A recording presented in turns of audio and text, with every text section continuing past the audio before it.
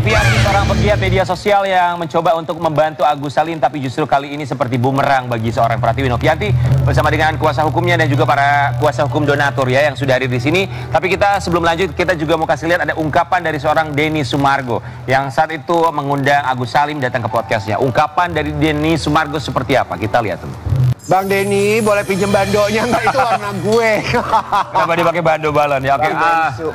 Kok malah ngomongin bando, ngomongin ini lucu kali bandonya Oreping. Tenovi gimana Tenovi tanggapannya? Agus Salim dengan kasusnya, Bang Densu bilang bahwa dia menyesal, Bang. Ya itu Bang Denny sih menurutku udah sangat baik ya, memberikan bantuan dari uang pribadinya. Gitu. Itu kita dengar juga terkait itu, terus dia bilang nggak cukup untuk pulang ke Aceh. 300 juta? Nggak cukup katanya, uang 300 juta itu tidak cukup untuk dia pulang ke Aceh atau untuk berobat katanya gitu. Sedangkan berobat aja sudah ditanggung kan sekarang. 300 juta nggak cukup pulang ke Aceh? Menurut informasi dia ngomongnya seperti itu. Oke, baik. Tapi sudah ada komunikasi antara Tenovi sama Densu? Ada. Sering kita komunikasi. Oke, setelah ada bahwa para pihak donatur melalui kuasa hukumnya menggugat secara perdata Tenovi dan juga Bang Densu, ada komunikasi terkait itu? Ada komunikasi, kita komunikasi terus kok untuk case ini. Tidak masalah dilaporkan? Nggak ada masalah, kita terima semua.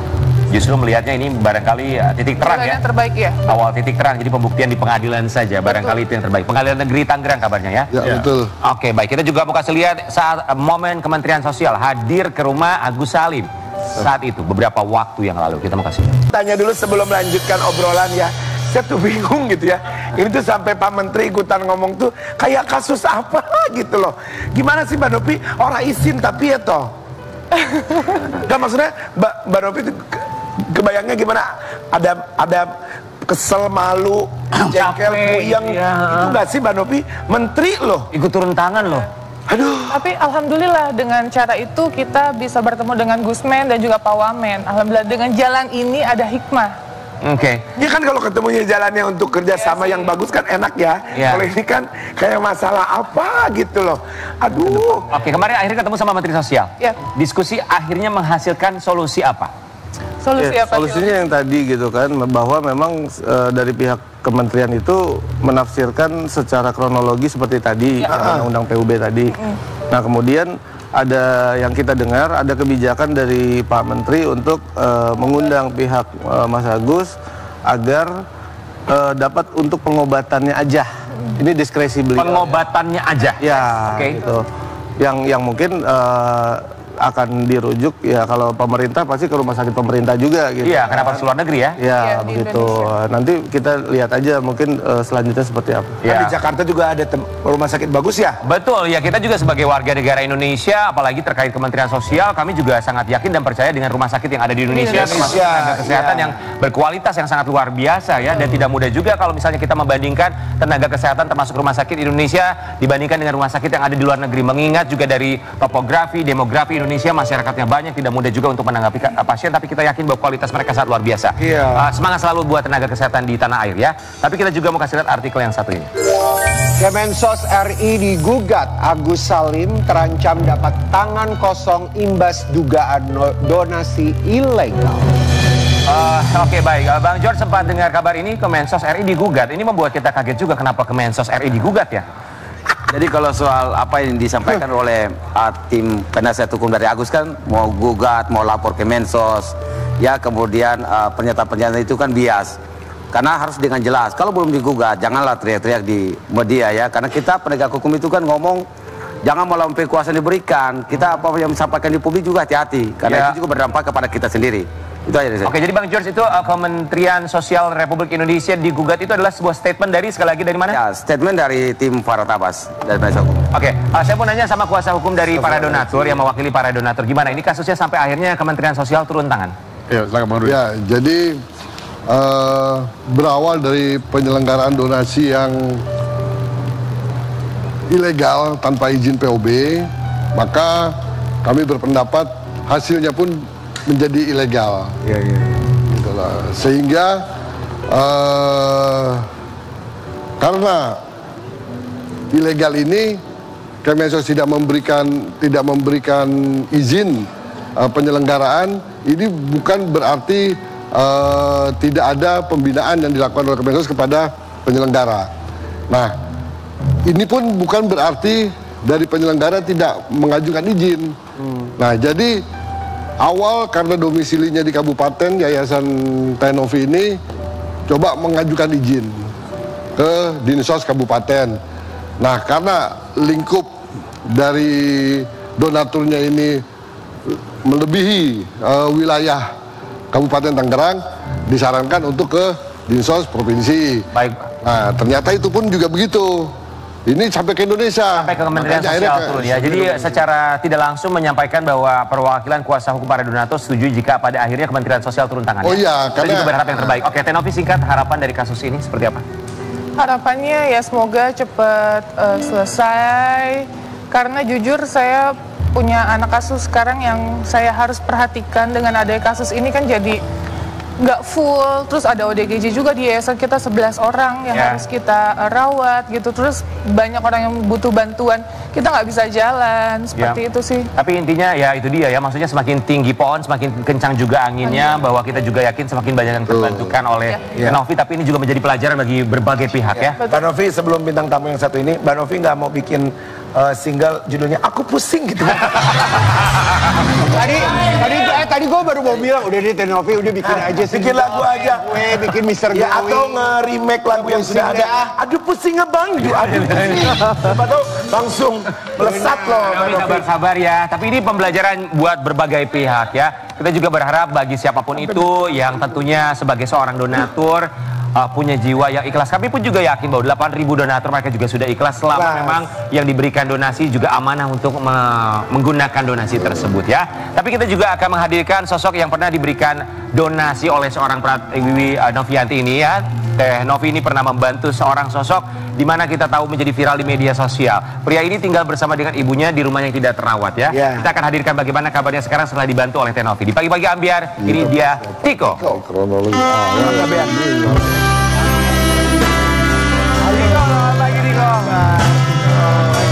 Selamat datang kembali di pagi-pagi ambiar, silakan Tiko. Ini dia sosok Tiko yang pernah dibantu oleh Teh Novi. Tiko silakan. Tiko pernah dibantu sama Teh Novi ya? Iya. Betul, satu kalimat yang bisa menggambarkan Teh Novi, sosok Teh Novi bagi Tiko. Silakan boleh lihat ke kamera apa satu kalimat yang menggambarkan Teh Novi bagi Tiko. 2 kalimat sih, lemah lembut dan baik. Lemah lembut dan baik. Baik, kita akan lihat cerita Tiko yang sempat dibantu oleh Teh Novi. Ini dia. Tiko.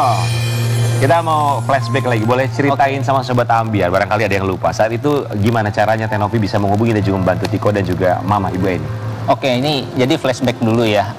Dulu tuh memang awal mula cerita ini viral kan memang waktu itu ada salah satu konten kreator, kayalah kita time skip, akhirnya beliau menghubungi Teh Novi ya, karena waktu itu penggiat sosial ya, dengan tujuan mau mengevakuasi Mamah, dengan harapan Mamah bisa sembuh lah, harapannya seperti itu. Datanglah Teh Novi, tapi waktu itu aku agak berat sih memang, karena ini pertama kalinya kejadian dalam hidup, terutama Mamah mau dibawa evakuasi untuk penyembuhan. Nah, waktu itu tuh aku mungkin kurang pemahaman ya mengenai dirawat di rumah sakit dan lain-lain itu seperti apa. Karena aku pikir nanti setelah dibawa Teh Novi apa Mamah nggak bisa kembali ke rumah atau di sana nanti perawatannya seperti apa? Apakah ya aku pikir tuh lebih ke kayak dititipkan di panti asuhan gitu. Iya, kekhawatiran. Iya, banyak kekhawatiran yang muncul, tapi Teh Novi memberikan pemahaman, membujuk, yang sampai akhirnya Mamah bisa alhamdulillah berhasil evakuasi, sampai sekarang kondisinya lebih baik dibanding yang dulu gitu. Alhamdulillah ya. Alhamdulillah. Tiko, saat itu apakah ada penggalangan dana?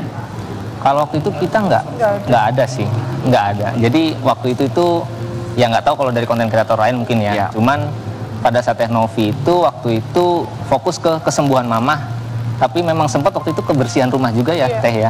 Dari krunya Teh Novi ngebantuin bersih-bersih. Oke, jadi Teh Novi lebih ke membantu bagaimana Ibu Eni agar dapat mendapati pengobatan. Oke, baik, kita juga mau kasih lihat yang satu ini. Tiko, kamu akhirnya dibanding-bandingkan. Sama-sama pernah dibantu Teh Novi. Tiko dipuji orang yang tahu terima kasih, tak seperti Agus. Tiko, tanggapan kamu seperti apa untuk kasus Agus yang sekarang viral dibandingkan dengan kamu? Gimana ya, kalau aku pribadi sih kalau jadi Agus ya, Ya, kita posisi yang dibantu memang sebaiknya merendah aja. Kita tidak punya kekuatan untuk membantah ya. Tapi aku sebenarnya sih kalau dari segi kemanusiaan ya kasihan juga memang sih dengan kondisi fisiknya Agus. Ya. Tapi ya mungkin caranya yang salah sih. Kalau aku sih tetap gimana ya, kalau Agus tuh harusnya tidak seperti itulah ke Tenovi, apalagi kan Tenovi dengan baik hati telah membantu, terutama kemarin ke podcastnya Bang Densu juga dengan galangan donasi yang begitu banyaknya, itu sebenarnya sih udah jauh lebih dari cukup ya untuk pengobatan sih pastinya gitu. Oke, tapi sebentar Tiko, kita mau coba balik lagi sebentar untuk masalah donasi. Saat itu tadi kamu bilang bahwa entah apakah ada donasi yang dikumpulkan para konten kreator, apakah kamu tahu memang ada atau tidak ada? Tujuannya sih bukan menggalang ya, tapi siapapun yang mau memberikan itu langsung ke rekening aku gitu. Ke rekening kamu? Oke, baik. Saat itu terkumpul berapa di rekening kamu? Kalau boleh tahu? Nggak inget sih ya pastinya berapa, cuman ya lumayan banyak lah. Kurang lebih? 2 digit lah. 2 digit, oke. Berarti di bawah 100 juta ya? Iya. Itu dikumpulkan uangnya akhirnya kamu pakai untuk apa aja Tiko kalau boleh tahu? Ya setelah selesai viral kemarin ya, maksudnya dengan kondisi yang udah mulai agak redam, ya lanjut pengobatan mama, terutama perawatan rumah, ya sekarang juga udah menikah, udah punya istri, udah punya anak, ya pokoknya untuk kehidupan sehari-hari lah, dan sisanya ditabung. Dan sekarang kan kebetulan juga lagi usaha ya kecil-kecilan ya, itu juga sebagian buat gitu. Dari hasil uang yang kemarin dikumpulkan itu masih ada sisa nggak? Masih ya, itu masih ada usaha ya, untuk beberapa masih tabung juga. Oh, itu nggak apa-apa. Saya mau nanya, sekarang ke kuasa hukum para donatur. Ini Tiko salah satu contohnya bahwa ada uang sisa yang dipakai untuk usaha. Bagaimana tanggapan kuasa hukum 537 donatur untuk Agus Salim? Walaupun berbeda kasusnya, tapi coba kita bandingkan. Ya memang betul kalau ini sifatnya sumbangan dan tidak ada media yang menyelenggarakan. Lain dengan kasus yang Agus, dia secara pribadi memberikan rekening di dalam podcast Densu, itu harus ada izin PUB dan harus badan hukum. Baik, jadi saat itu kalau kita lihat kasusnya, kalau Tiko memang tidak meminta secara langsung, ini loh nomor rekening saya, silakan transfer. Tidak melakukan hal itu. Berbanding masuknya charity, itu masuknya sumbangan. Itu masuknya sumbangan. Oke, baik. Kalau misalnya dari Tenovi sendiri, melihat perbedaan antara Tiko dan Agus seperti apa sih sebagai sosok yang dibantu? Aku nggak bisa dan nggak fair kalau aku membeda-bedakan gitu. Tapi yang jelas mau ke Tiko, mau ke Agus atau siapapun, ketika aku menolong, aku tulus ikhlas. Selebihnya mau nantinya dia akan melaporkan, dia nggak suka sama aku dan lain-lain, itu hak masing-masing. Yang jelas berbuat kebaikan terus ya Mbak Novi gitu ya. Oke, kita juga mau kasih lihat ini kabar terbaru dari Tiko dan juga Ibu Eni yang sempat terbantukan ya. Seperti apa update-nya? Kabar terbaru Tiko dan Ibu Eni menjalani hidup di rumah mewah yang kini terawat. Alhamdulillah. Tiko, udah bagus ya rumahnya. Kondisi Mama sekarang gimana? Alhamdulillah kalau aku takar ya 70% lah kurang lebih. Sudah membaik. Sangat membaik. Sudah membaik. Sudah bisa berkomunikasi dengan orang yang tidak dikenal? Sudah bisa. Kalau secara mental memang tidak sepenuhnya sembuh, tapi memang seenggaknya tidak seperti dulu lah. Ya pelan-pelan lah ya. Pengobatan masih jalan? Masih. Oke, kita juga mau kasih lihat ini kondisi rumahnya Tiko yang terbaru ya. Wow. Ini setelah akhirnya mendapatkan bantuan, sumbangan dari para konten kreator, pun juga Tenovi yang membantu Ibu Eni dalam pengobatan secara mental. Oh, ada mobil sekarang Tiko. Oke, sekarang Tiko usahanya apa? Sebenarnya sih jual beli mobil second ya. Wow, oke. Tapi Tiko kelihatan sangat pintar. Jual beli mobil second. Ini Ibu Eni ya? Iya, Bu. Salam kami buat Ibu Eni, semoga kondisinya semakin sehat. Bener Karen, Tiko maksudnya memang anaknya pintar, jadi bisa aja muterin duit ya walaupun anak gitu. Tiko tapi setelah dibantu sama Tenovi dan juga konten kreator lainnya masih suka komunikasi nggak sih sama mereka? Kita sempat komunikasi walau nggak sering sih ya Teh ya, by WhatsApp. Kalau untuk ketemu langsung baru ini lagi. Oke, jadi komunikasi secara WhatsApp ada ya? Iya. Aku mau nanya sama Tenovi. Tenovi sering bantu menggalangkan dana untuk yang sakit atau yang apa. Kalau untuk yang mau nikah atau apa gitu bantu nggak? Ada dong cerita. Bukan minta bantu, lu minta karena lu pengennya mewah. Bukan kan, siapa tahu itu juga bantu orang. Ada cerita. Ada, siapa tahu orang nggak mampu untuk menikah bisa jadi Iya, loh. maksudnya Tenovi bukan ini barangkali. Ya kembang aja, kembang. Ke bank mah buat pakai rumah. Tapi ngomongin soal nikah, katanya Tiko sudah menikah sekarang ya? Oh, oke, baik. Kita berharap semoga Tiko bersama Ibu Heni hidupnya bisa jauh lebih baik lagi ya. Tiko, barangkali ada yang ingin disampaikan untuk Agus Salim sebagai sama-sama mereka atau orang yang pernah mendapatkan bantuan? Aku mau menyampaikan apa ya, bingung juga ya. Intinya ya semoga masa ini cepat terselesaikan untuk kedua belah pihak lah. Tapi intinya dengan apapun yang telah dibantu oleh banyak orang ya bersyukurlah, terima kasih. Ya jangan, ibaratnya jangan lujak lah gitu. Oke. Sekarang coba dilihat Tenovi, orang yang pernah membantu kamu dan juga Ibu Eni, mama kamu. Apa yang ingin disampaikan untuk Tenovi? Silakan dari Tiko. Silakan boleh lihat langsung. Sampai sekarang sih tentunya terima kasih banyak Teh, karena Tenovi sekarang ya rumah dan mama semua jauh lebih baik sekarang dan bisa menjalani hidup sehari-hari seperti banyaknya orang normal. Tenovi, kami ucapkan terima kasih banyak seluruh kuasa hukum pun juga Mas Geri, terima kasih. Tiko, terima kasih banyak. Semoga semua pihak bisa dilembutkan hatinya. Amin, ya. Karena hati yang keras sama berbahayanya seperti air keras. Kita akan melihat lagi tetap di pagi-pagi hari.